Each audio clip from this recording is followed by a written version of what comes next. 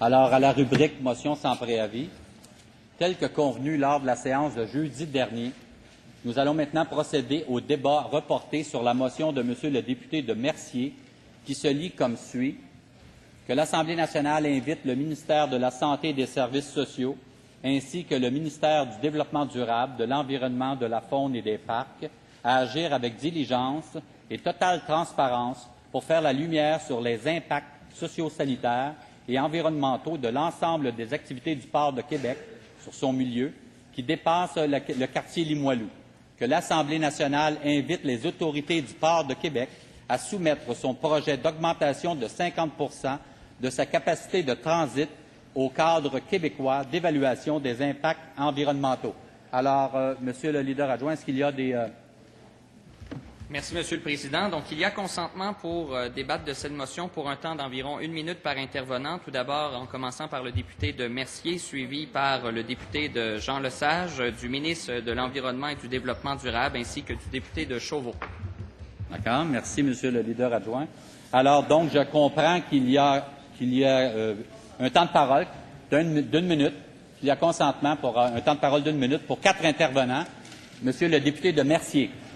Très rapidement, donc, c'est une motion en 2 volets. Le premier volet concerne les poussières en suspension, les poussières de nickel, qui ont été portées à l'attention du public par des citoyens de Limoilou, mais qui ne touchent pas que Limoilou. Il y a aussi Cap-Blanc, il y a le quartier Beauport, on pense même à Lévis. Il y a une série de retombées poussiéreuses sur plusieurs quartiers qui méritent l'attention parce qu'on sait que la poussière en suspension est reliée. Tout ce qui est en dessous de 10 micromètres est relié à des problèmes de santé.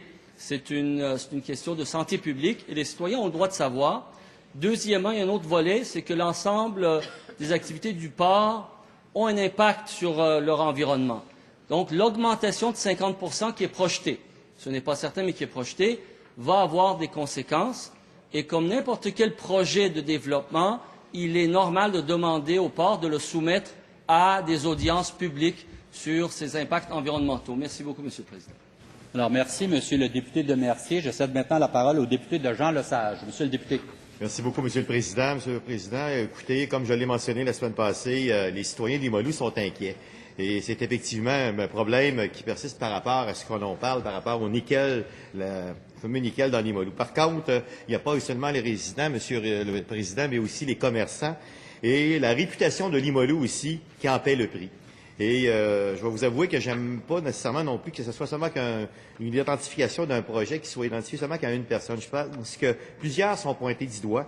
Il faudrait que les responsables vraiment de la santé publique et aussi environnementale puissent identifier ce qu'ils ont en main pour vraiment donner heure juste aux citoyens. Parce qu'il y a seulement présentement le port qui est montré du doigt, mais il y a d'autres alternatives aussi qui pourraient être en cause. Et j'apprécierais bien gros ça aussi que ça soit évalué et respecté pour être en mesure d'être capable d'identifier la bonne source.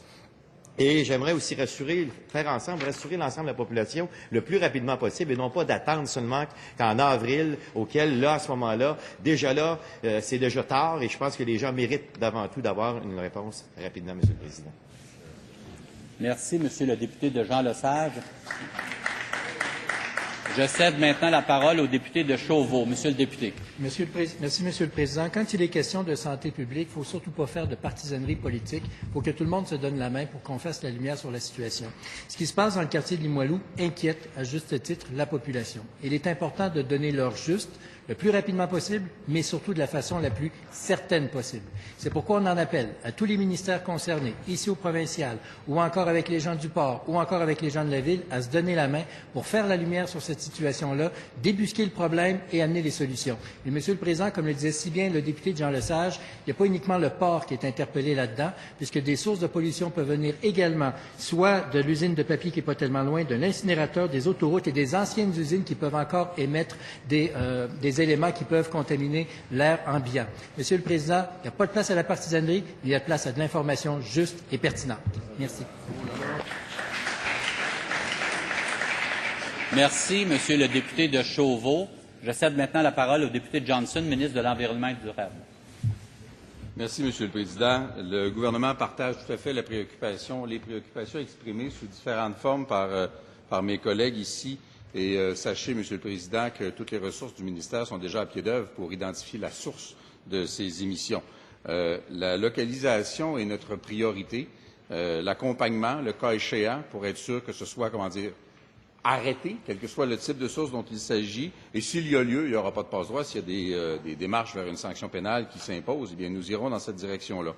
J'ai rencontré le maire de Québec samedi. Je rencontre le président directeur général du port demain. Et nous n'attendons pas le rapport du directeur de la santé publique pour aller de l'avant pour localiser, évidemment, la source des émissions. Sachez donc que nous travaillons en collaboration avec le port, avec la Ville, avec la direction de la santé publique, ainsi qu'avec les citoyens pour satisfaire et apaiser les inquiétudes et trouver des solutions. Merci, Monsieur le Président. Alors, merci, Monsieur le ministre du Développement durable. Alors, cette motion est-elle adoptée? Adoptée.